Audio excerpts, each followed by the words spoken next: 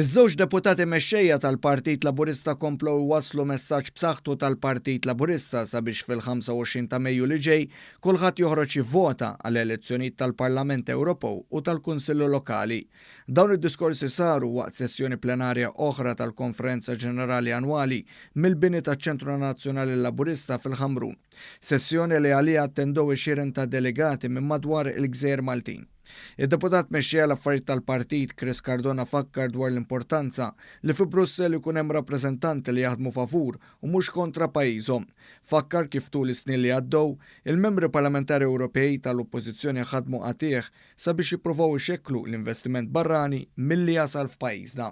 Hawnhekk fakkar fil-ħidma sfiqa li għamlu l-Europarlamentari tal-Partit Laburista li bl-aktar mod maqud dejjem kienu ta' tarka għal Malta u l-Maltin. Il-membri parlamentari Ewropej u l-kandidati għal-Parlament Ewropew jista' jgħidulna bl-iktar mod ċar id-differenza bejn membri parlamentari Ewropej illi għamlu snin iħammġu l-isem ta' pajjiżna illi il-performance tagħhom kienet ibbażata fuq kemm ser iħammġu lil dan il-pajjiż ma dak li jagħmlu il-parlamentari Ewropej Maltin fi Brussell, ma dak li ser jagħmlu dawk li ser jiġu eletti f'isem il-Partit Laburista fi Brussell, l-interess tagħhom huwa Malta. L-interess tagħhom hu li jaraw illi l-pajjiż tagħna jibqa' jimxi l qudiem, jibqa' ikollu s-suċċess illi kellu.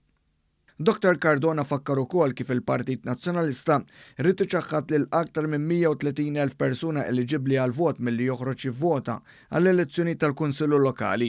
Min-naħa tiegħu d-deputat mexxej l-affarijiet tal-Parlament Chris Fearn faħħar it-talent li wieħed isib fih dan il-Partit Laburista, talent li taħt it-tmexxija tal-Prim Ministru Joseph Muscat qed jitqiegħed għas-servizz ta' pajjiżna.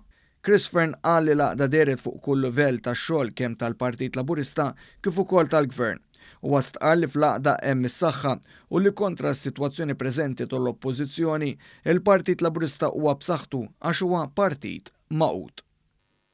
Aħna għandna xi ħaġa li partiti oħra ma għandhomx. Aħna jimpurtana minn ħadd ieħor. Rridu ngħixu tajjeb aħna, imma rridu wkoll li jgħixu tajjeb ta' madwarna. Dan hu dak li għamilna Laburisti. Dan hu dak li għamilna kburin li aħna Laburisti. Din hi l-viżjoni għal pajjiżna. Dan hu dak li rridu għal pajjiżna. Din il-missjoni tagħna. Din hi s-soċjetà li bdejna nibnu flimkien. Dan hu l-proġett ta' Joseph Muscat li bdejna u rridu nkomplu naħdmu u rridu nkomplu nibnu b'moħħ misrieħ flimkien għas-snin li ġejjin. Din il-viżjoni li twassal biex kulħadd f'dan il-pajjiż jgħix ħajja tajba, jgħix ħajja aħjar, jgħix ħajja ta' suċċess, jgħix ħajja straordinarja. Nirringrazzjakom. Waqt din is-sessjoni d-delegati tal-Partit Laburista approvat emendi biex l-età ta' tesserament tinżel minn 16 sena għal 14 sena.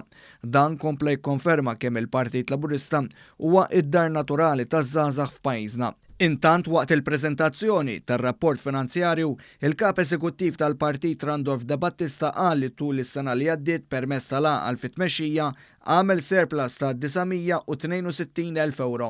Dr. De Battista spjega kif dan kien ir-riżultat ta' żewġ maratoni kbir ta' fondi, għad kbir ta' inizjattivi fil-fondazzjonijiet u kumitati tal-partit u l-fatt li s-sena li għaddiet ma kienx hemm impenji elettorali.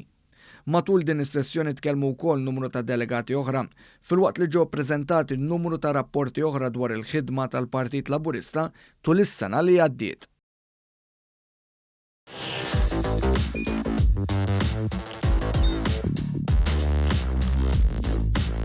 Idħol fuq one.com.mt u hemmhekk tista' tara l-programmi kollha li jxandru fuq One permezz ta' One Play.